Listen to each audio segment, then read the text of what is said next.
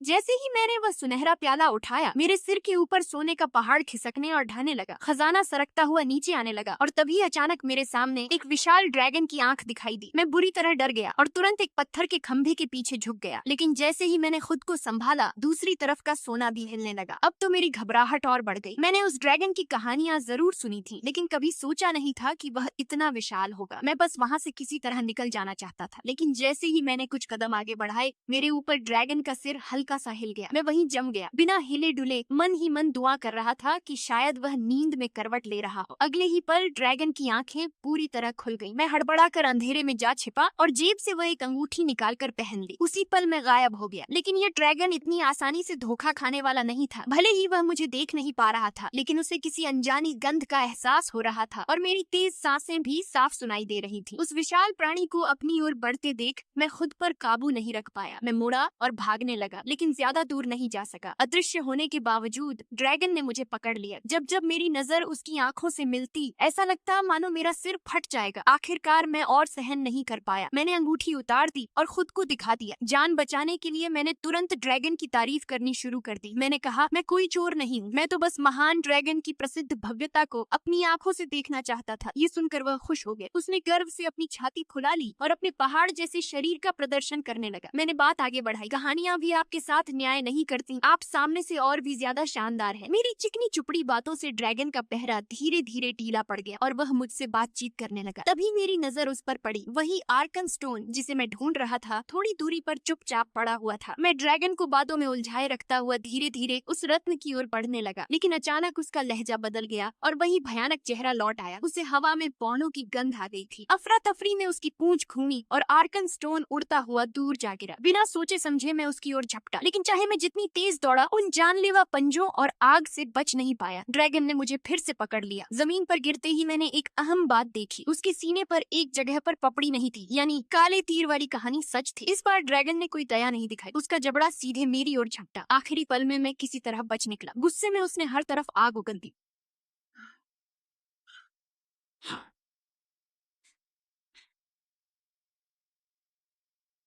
मैं बाल बाल बचकर निकल पाया और बाहर थोरिन से जा टकराया, जो इंतजार कर रहा था। उसका पहला सवाल था, क्या तुम्हें आर्कन स्टोन मिला? उसका रवैया मुझे अच्छा नहीं लगा और मैंने जवाब देने से मना कर दिया, लेकिन थोरिन पागलों की तरह मेरा रास्ता रोककर खड़ा हो गया। तभी ड्रैगन हमें ढूंढता हुआ वहाँ पहुँच गया। बाकी बौने भी आ गए और ड्रैगन पूरी तरह उग्र हो उठा। इन बौनों की हिम्मत कि वे फिर से उसके सोने के लिए लौट आए थे। हम सब किसी तरह समय रहते बच निकले, लेकिन जाते जाते हमने द्वार पर असंख्य बौने योद्धाओं के अवशेष देखे। वे हमारे गिरे हुए भाई थे, जो 60 साल पहले ड्रैगन से हुई लड़ाई में मारे गए थे।